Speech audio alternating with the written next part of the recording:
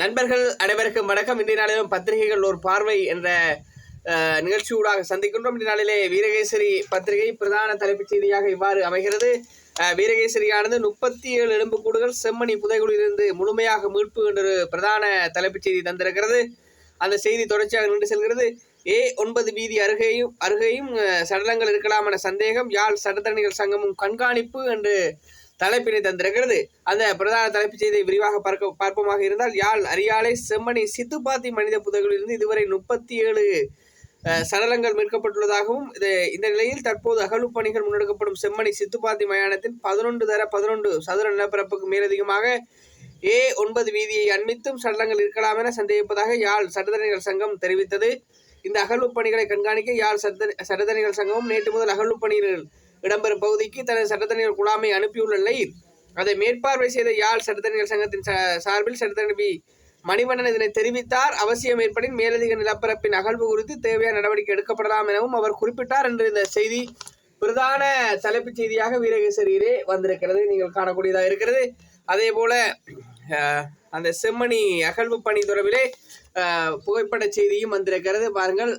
அதே போல நண்பர்களே, இன்னொரு முக்கியமான செய்தி, லஞ்ச ஊழல் குற்றச்சாட்டு முன்னாள் அமைச்சர் SM சந்திரசேன கைது. நண்பர்களே, மஹிந்த ராஜபக்சவின் முக்கியமான சகா, அதாவது மொட்டு கட்சியிடம் நாளாந்த ஊடகவியலாளர் சந்திப்பை செய்வதும், மொட்டு கட்சியின் ஊடக பிரிவில் மொட்டு கட்சியை மேம்படுத்தி கருத்துக்களை வெளியிட்டு வரும் அவர்களோட நெருங்கிய சகா, அவர்களுக்காக கடுமையாக உழைத்தவர் என்று சொல்லப்படக்கூடிய SM சந்திரசேன கைது செய்யப்படுகிறார்.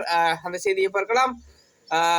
விவசாயிகளுக்கு நிவாரண விலையில் பெற்றுக் கொடுப்பதாக இறக்குமதி செய்யப்பட்ட 25 மில்லியன் ரூபாய் பெறுமதியான சோள விதைகளை தமது நெருங்கிய தரப்பினர் மூலம் பகிர்ந்தளித்து அரசியல் லாபத்தை அடைய முயற்சித்ததாக தெரிவித்து முன்னாள் அமைச்சர் SM சந்திரசேன லஞ்ச ஊழல் தடுப்பு ஆணைக்குழுவால் கைது செய்யப்பட்ட. நண்பர்களே, இந்த விடயத்தை விரிவாக பார்க்க வேண்டும். அதாவது என்ன விடயம் என்று சொன்னால், மிகவும் வறுமையான விவசாயிகளுக்கு சோளம் விதைகளை பகிர்ந்தளிப்பதற்காக இறக்குமதி செய்யப்பட்டது.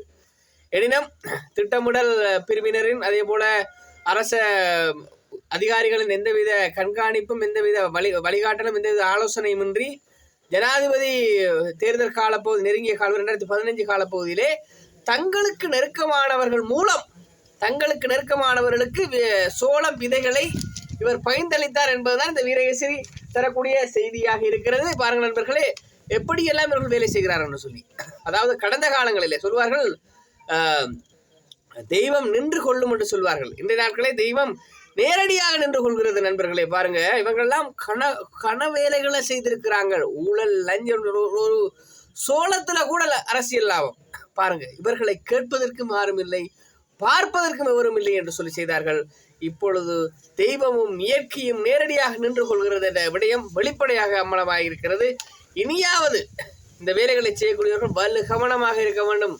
காலம் சென்றாலும் இயற்கை ஏதோ ஒரு வழியில் இவர்களுக்கு பாடத்தை கற்பிக்கும் என்பதில் மாற்று கருத்து கிடமில்லை. நண்பர்களே, இன்னொரு செய்தி வந்திருக்கிறது. துப்பாக்கிச் சூட்டில் ஆமி உப்புள் பலி, ராகம பகுதியில் சம்பவம் என்ற செய்தி வந்திருக்கிறது. கம்பகா ராகம பகுதியில் இனந்தெரியாதவரால் மேற்கொள்ளப்பட்ட துப்பாக்கி பிரயோகத்தில் திட்டமிட்ட குற்றச்செயல்கள் என்று தொடர்படியாக கூறப்படும் ஆமி உப்புள்.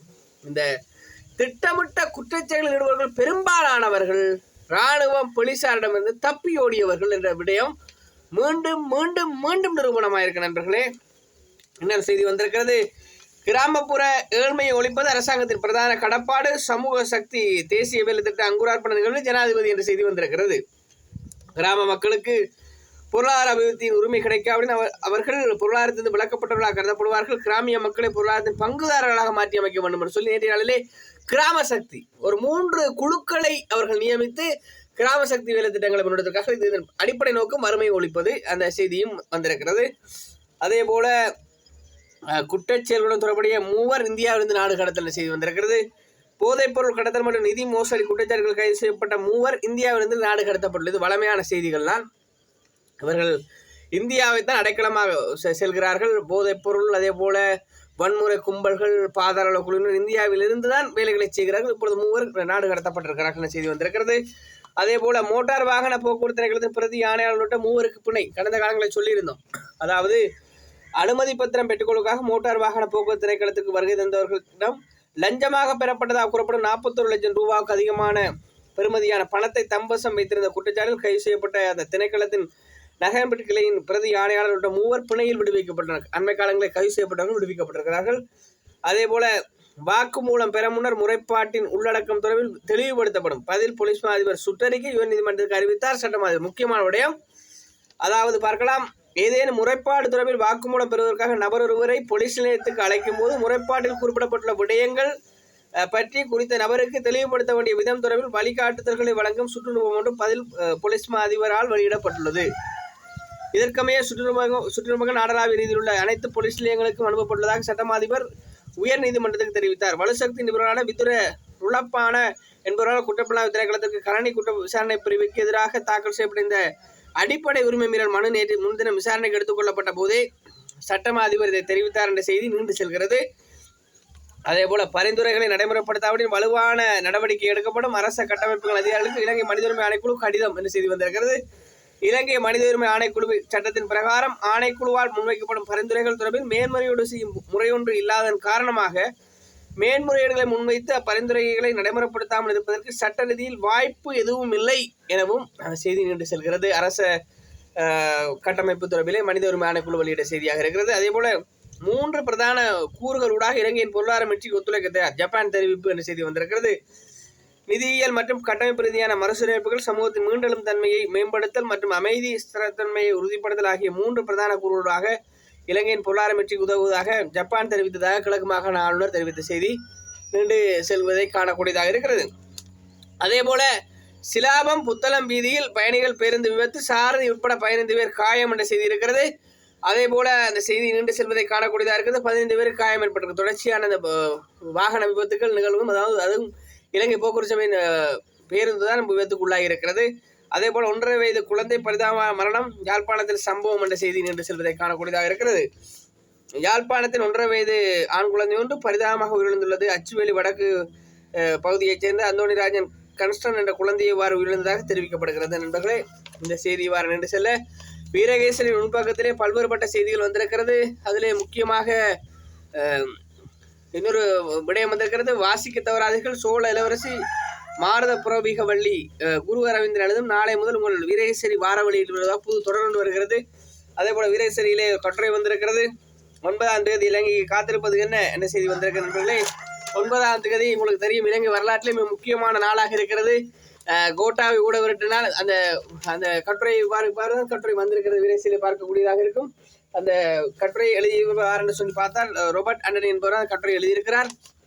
அதே போல வீரகேசரியிலே நிறைய செய்திகளோடு இன்னொரு வீரகேசரியின் உப இணைப்பான தினத்தந்தி என்ற ஒரு பத்திரிகை வருகிறது. அதாவது இந்தியாவிலிருந்து வரக்கூடிய, அதாவது தமிழகத்திலிருந்து வரக்கூடிய தினத்தந்தி பத்திரிகை வீரகேசரியின் உப வெளியீடாக வருகிறது.